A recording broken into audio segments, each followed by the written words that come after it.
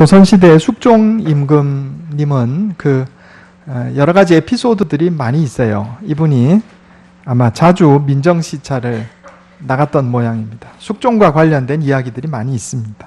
한 번은 숙종임금이 평복으로 갈아입고 민정시찰을 나갔다가 길거리에서 침통한 표정으로 서 있는 한 선비를 만났습니다. 그의 표정을 보고 숙종이 물었습니다. 왜 그러냐 이렇게 물으니까 선비가 대답하기를 과거 시험 보러 왔다가 낙방했다 이렇게 대답을 했습니다. 숙종은 참으로 안 되었다 이렇게 말하면서 혹시 누군가 그대에게 벼슬을 준다면 아무 벼슬이라도 하겠느냐 이렇게 물었습니다. 그 선비가 대답하기를 댁이 니신지 모르겠지만 어떤 벼슬이라든지 주기만 하면 내가 그 일을 하겠소 이렇게 대답을 했어요. 처음에는 지방관리부터 시작해서 판서, 정승까지 얘기하니까 정승까지도 하겠다고 대답을 하는 겁니다. 그래서 숙종이 마지막으로 그러면 임금짜리 주면 하겠소 이렇게 물었더니 순간 숙종 눈에 불이 번쩍 했다는 거죠. 뺨을 때린 거예요. 내 이놈 나보고 역적질하란 말이냐. 그리고 임금 뺨을 때렸어요. 물론 모르고 그랬겠죠. 숙종을 호위하고 있던 호위무사들이 숨어있다가 번개같이 나타나서 이 사람을 그냥 때려 눕히려고 하는 찰나에 숙종이 나서며 말했습니다. 아니다. 저 사람이야말로 진정 충신이다. 놔둬라. 그리고 그 선비가 벼슬길이 열렸다 하는 얘기죠. 나중에는 정승반열까지 올랐다 그런 이야기가 전해 내려오고 있습니다. 숙종이 보았을 때 훌륭한 신하란 사서삼경 한 줄 더 외우는 사람이 아니고 임금을 향해서 충절을 지키는 사람이 충신이다 이런 얘기입니다. 사서삼경 한 줄 더 외워서 과거 시험에 멋지게 시를 써서 합격한다고 해서 그가 충신이 아니고 좀 그런 부분 못해도 너 임금짜리 주면 할 수 있느냐 할 때 이놈 나보고 역적질 하란 말이냐 이렇게 하는 사람이 더 충신이다 이런 얘기죠. 조선시대만 그렇겠습니까? 하나님께서 우리를 보실 때도 그렇지 않을까 이런 생각을 합니다. 오늘 우리에게 주시는 하나님의 말씀은 사도 바울이 제자 디모데에게 보내는 두 번째 편지 그중 일부입니다. 바울은 오늘 본문 말씀을 통해서 제자 디모데에게 온전한 믿음의 사람 하나님의 종이 갖춰야 할 믿음의 요소에 대해서 교훈하고 있습니다. 세 가지 비유를 드는데 첫째는 병사의 비유, 두 번째는 운동선수의 비유, 세 번째는 농부의 비유입니다. 사도 바울은 이 세 가지 비유를 통해서 우리가 갖춰야 할 믿음이 어떤 요소가 필요한가 이것을 말씀하고 있는 겁니다. 오늘 말씀을 통해서 온전한 믿음의 세 가지 요소에 대해서 살펴보고자 합니다. 첫째로 믿음은 충성입니다. 한번 따라해 보겠습니다. 믿음은 충성입니다. 오늘 디모데후서 2장 4절에 사도 바울은 디모데를 향해서 병사로 복무하는 자는 자기 생활에 얽매이는 자가 하나도 없나니 이는 병사로 모집한 자를 기쁘게 하려 함이라 그랬습니다. 여기 바울은요 디모데에게 너는 그리스도 예수의 좋은 병사로 나와 함께 고난을 받으라 이렇게 말씀합니다. 주의할 점이 있습니다. 좋은 장교가 아니고 좋은 병사입니다. 왜 병사라고 표현을 했을까? 사실은 디모데는요 오늘날로 말하면 목사입니다. 목사. 바울이 사도라 한다면 디모데는 속사도예요. 사도의 제자입니다. 오늘날로 말하면 목사예요. 그러면 우리가 상식적으로 생각하면 사도 바울이 디모데에게 교훈할 때 너는 그리스도 예수 군대의 좋은 장교로 최선을 다하라 이렇게 교훈하는 게 합당할 것처럼 보이는데 바울은 여기서 장교라는 표현을 쓰지 않고 굳이 병사로 그리스도 예수의 좋은 병사로 나와 함께 고난을 받으라 이렇게 말합니다. 여기 의미가 있어요. 장교의 특징이 뭘까요? 장교의 특징은요, 리더십입니다. 리더십. 다른 사람을 이끄는 자리입니다. 다른 사람을 이끄는 자가 갖추어야 할 덕목을 우리 흔히 리더십이라 이렇게 말합니다. 그런데 병사의 덕목은 리더십이 아니고 충성입니다. 그런데 바울은 믿음의 중요한 요소로 리더십을 말하지 않고 충성을 말합니다. 장교의 덕목인 리더십을 말하지 않고 병사의 덕목인 충성을 말합니다. 믿음은요, 리더십이 아니고 믿음은 충성이다, 이런 얘기입니다.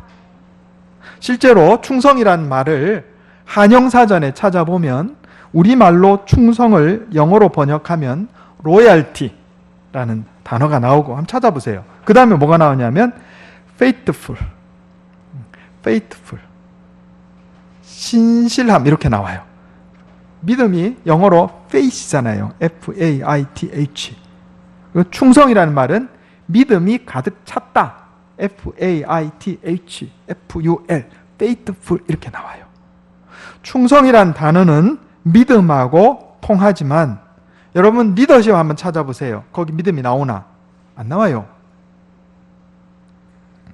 세상이 좋아하는 단어는 리더십, 다른 사람을 이끄는 자가 갖추어야 할 덕목인 리더십을 얘기하고, 세상은 다른 사람을 지휘하는 것을 좋아하고 장교가 되는 것을 좋아하는데, 성경이 신자에게, 그리스도인에게 요구하는 믿음의 덕목은 리더십을 말하지 않고 팔로워십, 따르는 자가 갖추어야 할 덕목,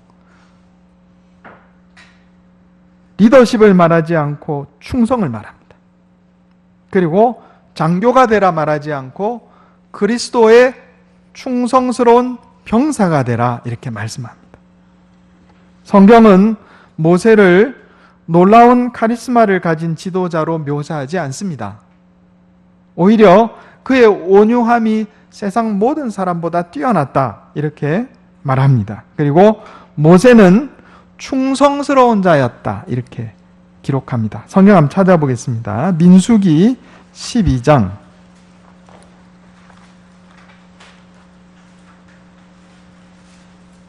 민수기 12장 3절, 6절, 7절입니다.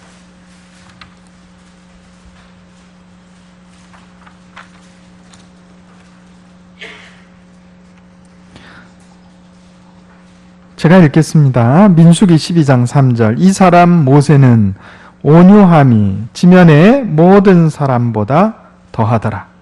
카리스마 있었다, 이런 얘기 없어요. 온유했다 그랬어요. 6절 7절입니다. 민수기 12장 6절 7절. 이르시되 내 말을 들으라. 너희 중에 선지자가 있으면 나 여호와가 환상으로 나를 그에게 알리기도 하고 꿈으로 그와 말하기도 하거니와 내 종 모세와는 그렇지 아니하니 그는 내 온 집에 무엇함이라? 충성함이라. 성경은요, 온전한 믿음의 조건에 대해서 리더십을 말씀하지 않고 충성을 말씀합니다. 물론 모세가 이스라엘 백성들 잘 인도했어요. 그런데 그 이스라엘 백성을 인도하는 지도자의 능력이 어디서 나왔냐면은 모세의 카리스마나 그의 리더십에서 나왔다, 이렇게 말씀하지 않고 성경은 모세가 하나님께 충성했다, 이렇게 말씀해요.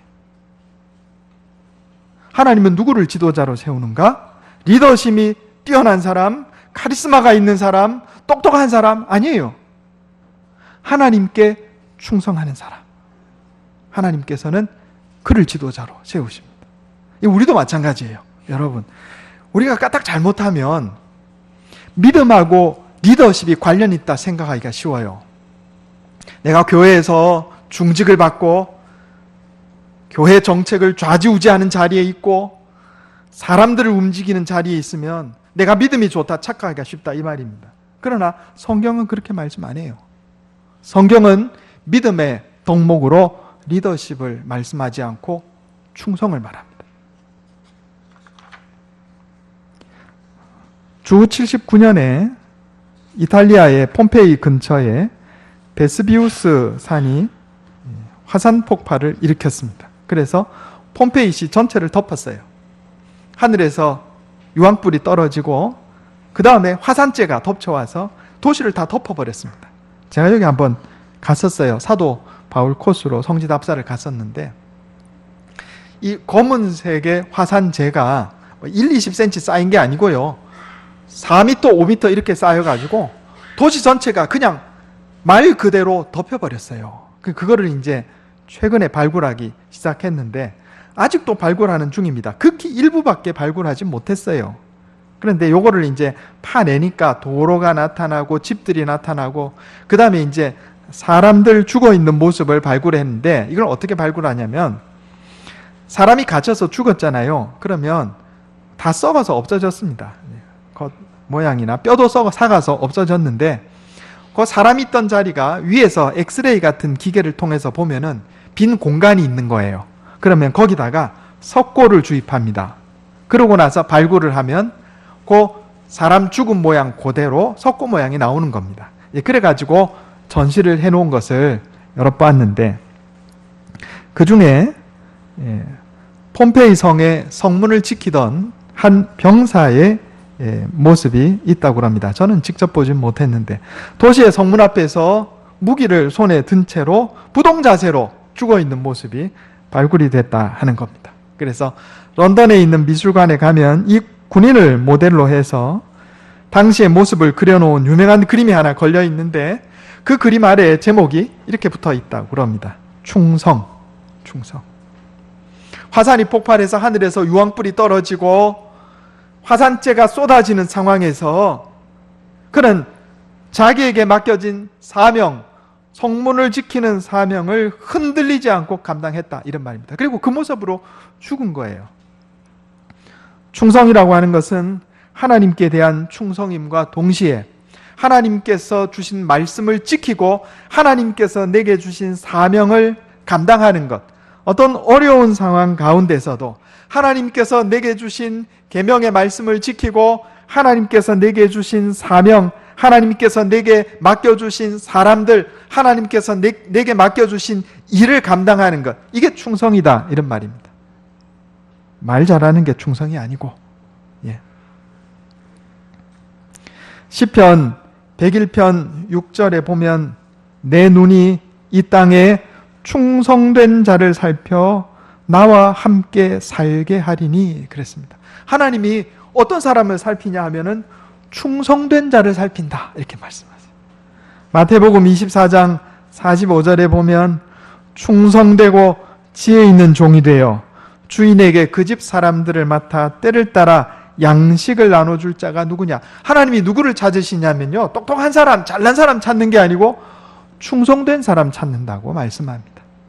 우리가 잘 아는 달란트 비유에서도 예수님께서 달란트 비유 말씀하실 때 5달란트 맡은 자가 5달란트 남겼어요.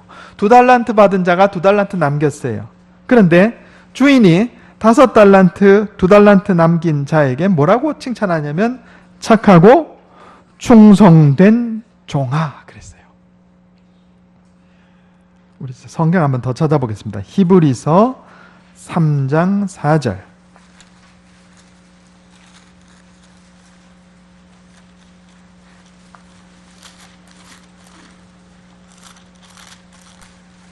(354페이지입니다) 히브리서 3장 4절, 5절, 6절까지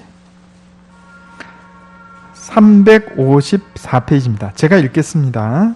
눈으로 한번 따라 읽어주시기 바랍니다.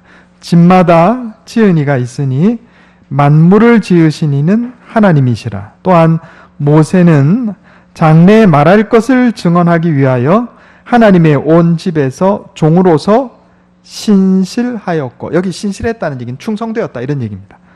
그리스도는 하나님의 집을 맡은 아들로서 그와 같이 하셨으니, 예수님도 충성되었다 이런 얘기예요. 우리가 소망의 확신과 자랑을 끝까지 굳게 잡고 있으면 우리는 그의 집이라. 아멘. 여러분, 믿음의 첫 번째 요소는 충성입니다. 리더십도 아니고 지휘력도 아니고 카리스마도 아니고 믿음은 충성입니다. 충성은요, 하나님께서 말씀하시면 아멘하고 그냥 따라하는 거예요. 제가 군생활 하는데 장교가 부릅니다. 김일병 이리 와봐 이렇게 얘기한단 말이에요. 그러면 왜요? 이렇게 얘기 안 합니다. 예, 일병 김지덕 그리로 가겠습니다. 그러고 가는 거예요. 김일병 이리 와봐. 예, 일병 김지덕 그리로 가겠습니다. 이게 충성이에요. 장교가 야 김일병 이리 와봐. 왜요? 이건 충성이 아니에요. 성경은 믿음은 충성이라고 말합니다. 하나님께서 우리에게 이렇게 저렇게 말씀하면 아멘 하고 그렇게 순종하는 거예요. 왜요? 나 지금 바빠요. 이렇게 말하는 게 아니라 이런 얘기입니다. 믿음은 리더십이 아닙니다. 지휘력도 아니에요. 카리스마도 아닙니다. 사실 그리스도인의 중요한 덕목 중에 하나가 겸손이 있어요. 겸손. 여러분 로마 시대 겸손은요 노예 덕목입니다. 로마 시대에는요 일반적인 사람들에게 겸손의 덕목을 요구하지 않았어요. 노예에게 요구했어요. 그런데 성경은 그리스도인의 가장 중요한 덕목을 겸손으로 말씀합니다. 여러분 우리가 세상과 생각이 달라야 해요. 전에 여러 번 그런 말씀 드렸습니다. 세상의 책방에 가가지고 한번 찾아보세요. 리더십 관련 책을 찾아보세요. 한 100권 나올 겁니다.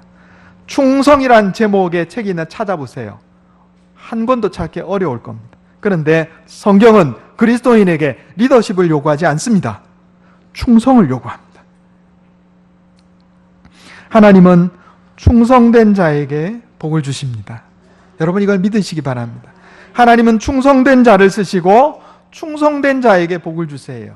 똑똑한 사람, 잘난 사람, 리더십 있는 사람, 카리스마가 있는 사람을 쓰시는 게 아니에요. 느헤미야 9장 7절 한번 보겠습니다. 느헤미야 9장 7절.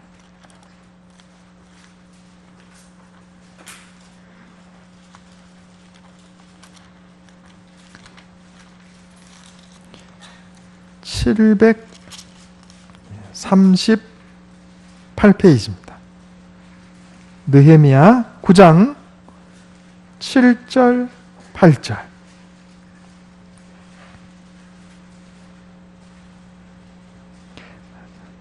구약성경 738페이지 느헤미야 9장 7절 8절 제가 읽겠습니다.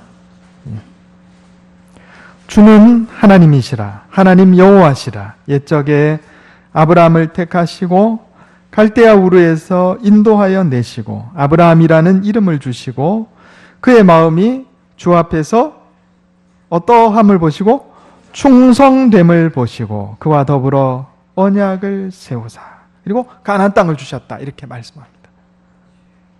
아브라함이 하나님으로부터 복받은 이유는 그가 충성되었기 때문입니다. 아브라함이 하나님으로부터 인정받은 이유는 그가 충성되었기 때문입니다. 잠언 28장 20절에 충성된 자는 복이 많아도 속히 부하고자 하는 자는 형벌을 면하지 못하리라 그랬습니다. 여러분 믿음의 첫 번째 요소는 충성임을 기억하시기 바랍니다. 세상 사람들은 리더십을 말하고 카리스마를 말하고 능력을 말할지 몰라도 성경은 그리스도인에게 충성을 요구합니다. 두 번째로 믿음은 페어플레이입니다. 따라해 보겠습니다. 믿음은 페어플레이입니다. 페어플레이가 뭐죠? 경기하는 자가 규칙에 따라 경기하는 걸 우리가 페어플레이 이렇게 얘기합니다. 오늘 본문 말씀 디모데후서 2장 5절에 경기하는 자가 법대로 경기하지 아니하면 승리자의 관을 얻지 못할 것이며 그랬습니다. 사도 바울은 믿음이 신실한 자를 법대로 경기하는 운동선수에 비유해서 설명하고 있습니다. 신실한 삶이란, 믿음의 삶이란 페어플레이다. 우리에게 규칙은 뭐겠어요? 하나님께서 우리에게 주신 계명, 그게 우리의 규칙입니다. 운동선수가 반칙을 범하면, 축구 선수가 반칙을 범하면 골을 넣어도 그 골은 무효가 되는 거예요. 그런 것처럼 하나님께서는 우리의 삶에서 과정을 보신다는 겁니다. 어떤 업적을 이루었느냐, 뭔가 대단한 걸 남겼느냐, 그것보다 더 중요한 것은 페어 플레이 했느냐, 하나님의 계명대로 살았느냐, 이걸 얘기하는 거예요. 뭐로 가도 서울만 가면 된다, 이런 말이 있어요. 그거는 서울 가는 길이야 그럴지 몰라도 그리스도인의 삶에는 해당되지 않는 말입니다. 그리스도인의 삶에서 이런 태도는 레드카드, 너 퇴장, 이렇게 되는 거예요. 퇴장하니까 생각나는데, 수요일 날 우리가 성경 공부하고 있는데, 가나안 땅은 원래 그 소유가 이스라엘 백성의 것이 아니라 그랬어요. 그것은 궁극적으로 하나님의 소유다 그랬습니다. 하나님께서 가나안 땅을 이스라엘 백성들에게 빌려주신 거다 그랬어요. 그래서 하나님의 말씀대로 살면 이스라엘 백성들이 그 복된 땅에서 번성하고 복을 받겠지만, 하나님의 말씀에 불순종하고 반역하면 하나님이 어떻게 하신다 그랬어요? 너 방 빼. 예, 방 빼, 이렇게 말씀하신다 그랬어요. 성경 한번 찾아보겠습니다. 레위기 18장 24절.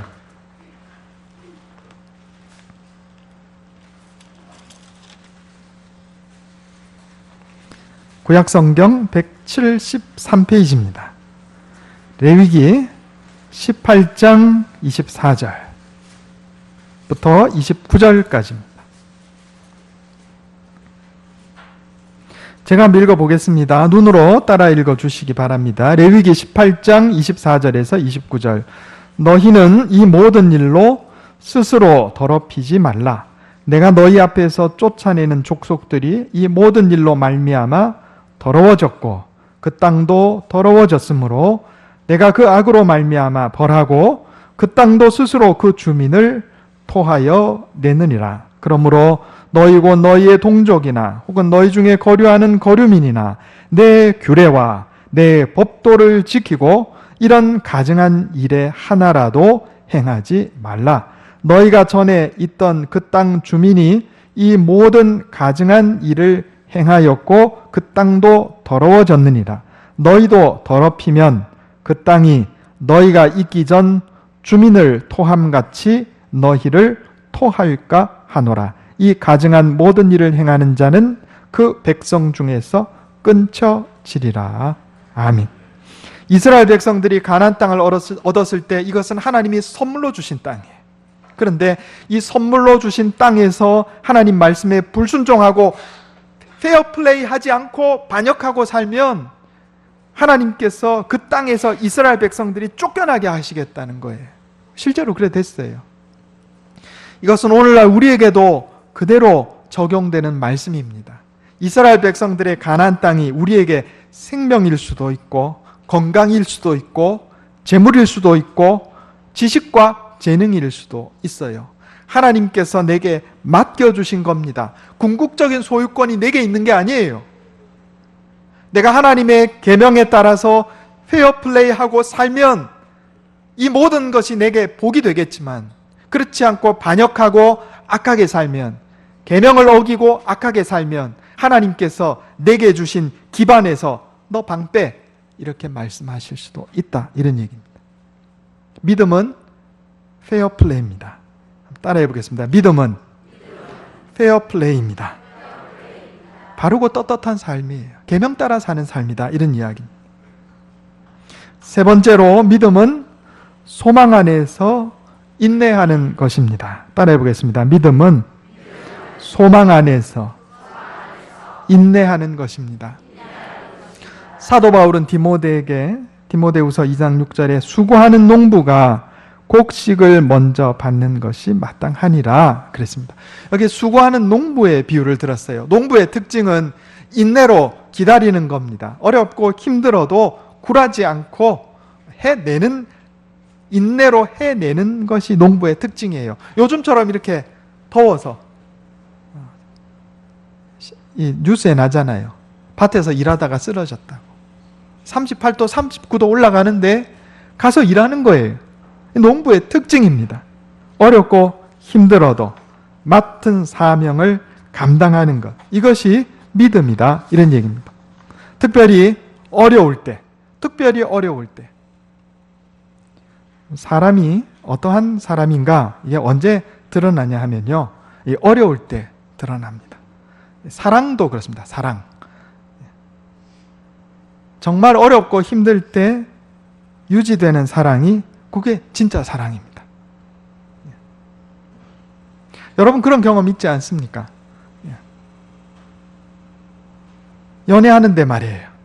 내가 어려움을 당해서 가진 것도 잃어버리고 돈도 다 잊어버리고 건강도 어렵고 이런 상황에서도 여전히 나를 사랑해준다. 여러분 그 사랑은 진짜 사랑이죠. 믿음도 그렇습니다. 어려울 때, 힘들 때, 고난당할 때 그 믿음이 유지된다 하면 이게 진짜 믿음이다. 이런 얘기입니다. 하나님께서는 내가 어렵고 힘들 때, 고난 겪을 때 어떻게 처신하는지 이 주의 깊게 살펴보십니다. 다시 말씀드립니다. 이거 굉장히 중요합니다.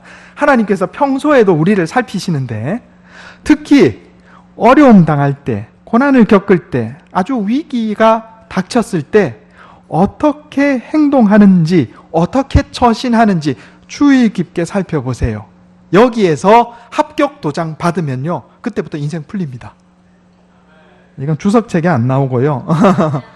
제가 경험한 얘기 말씀드리는 겁니다. 성경에도 나오고.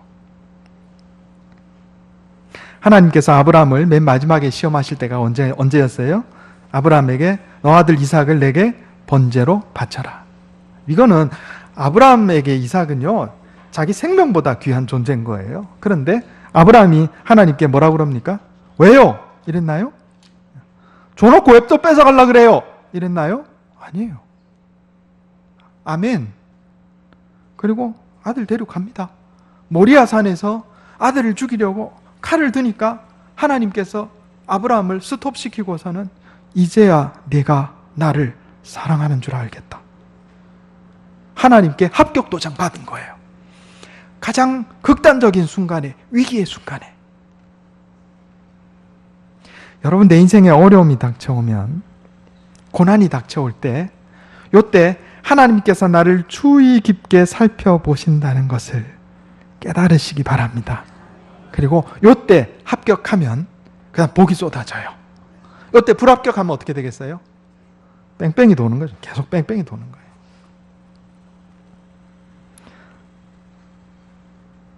아브라함이 그랬고, 요셉이 그랬고, 다윗이 그랬고, 다니엘이 그랬어요. 이들은 어떤 사람들이냐? 특징.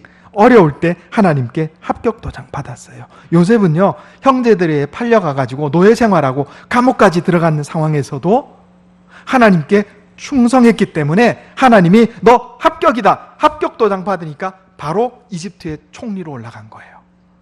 다윗이 그랬어요. 형제들로부터 따돌림 받고 부모로부터 인정받지 못하는 사람이었는데 그가 하나님께 합격 도장 받았을 때 장군이 되었고 왕이 되었어요. 다니엘이 그랬어요. 요한계시록 3장에 보면 빌라델비아 교회에 대한 하나님의 칭찬이 기록되어 있습니다. 이거 한 번 더 보겠습니다. 요한계시록 3장 7절 8절.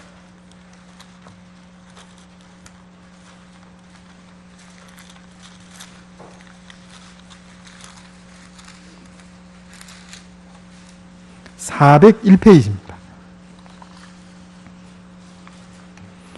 요한계시록 3장 7절 8절 제가 읽겠습니다. 눈으로 한번 따라 읽어주시기 바랍니다. 신약성경 맨 뒤쪽에 있습니다. 401페이지 요한계시록 3장 7절 8절. 빌라델비아 교회 사자에게 편지하라.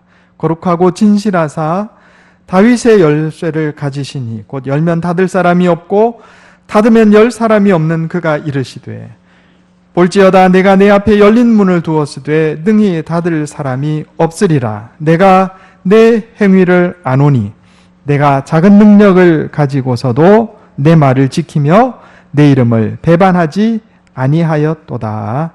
아멘. 여기 작은 능력을 가지고서도 내 말을 지키며 내 이름을 배반하지 않았다.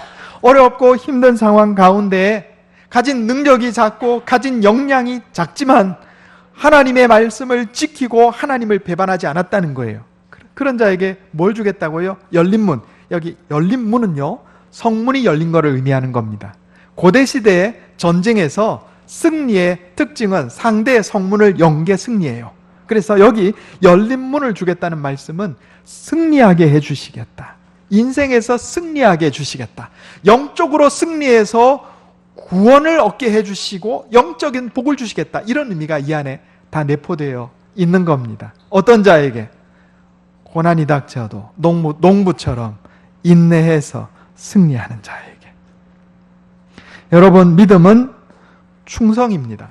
리더십이 아니에요. 내가 리더하고 지휘하고 내 뜻을 관철시키는 게 믿음이 아니란 말이에요. 하나님께서 말씀하시면 아멘하고 충성하는 것이 믿음입니다. 이걸 잊지 마시기 바랍니다. 세상의 덕목하고 하나님께서 원하시는 덕목이 달라요.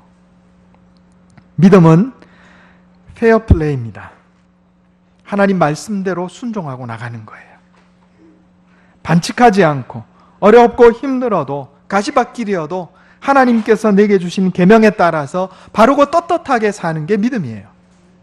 믿음은 소망 중에 인내하는 겁니다. 오히려 어렵고 힘들 때일수록 적은 능력을 가지고서 하나님 말씀을 지키고 하나님을 배반하지 않고 순종할 때 하나님께서 내 인생에 너 합격 도장 찍어주시면요, 그때부터 형통하는 거예요. 이걸 반드시 경험하시기 바랍니다. 저와 여러분이 온전한 믿음으로 하나님께 인정받고 복되고 승리하는 인생 사시기를 예수님의 이름으로 축원합니다. 기도하겠습니다. 하나님, 감사합니다. 온전한 믿음의 세 가지 요소에 대해서 우리를 깨우쳐 주시니 감사합니다. 믿음은 리더십이나 지휘하는 것이나 사람을 좌지우지하거나 내가 권력을 쥐는 것이 아니라 믿음은 충성임을 깨닫게 해주시니 감사합니다. 하나님께 충성하는 자 되게 해주시고 하나님 말씀과 하나님 내게 맡겨주신 사명에 충성하는 자 되게 해 주시옵소서. 장교가 되려 하지 말고 병사가 되어 충성하는 자 되게 해 주시옵소서. 믿음은 페어플레이임을 깨닫게 해주시니 감사합니다. 어렵고 힘들어도 가시밭길이어도 주님 말씀 따라 바르고 떳떳하게 살아가는 자 되게 해 주시옵소서. 믿음은 소망 중에 인내하는 것이라 깨우쳐 주시니 감사합니다. 특별히 인생에 고난이 닥치고 어렵고 힘들 때 순종하며 따름으로 인내로 승리함으로 하나님께 합격 도장 받는 주의 백성들 다 되게 해 주시옵소서. 이것이 내 힘과 능력으로 되지 않음을 고백합니다. 날마다 말씀으로 나를 깨우쳐 주시고 성령으로 인도하여 주시옵소서. 믿음에 충성된 일꾼들 다 되게 해 주시옵소서. 우리 주 예수님의 이름으로 간절히 기도하옵나이다.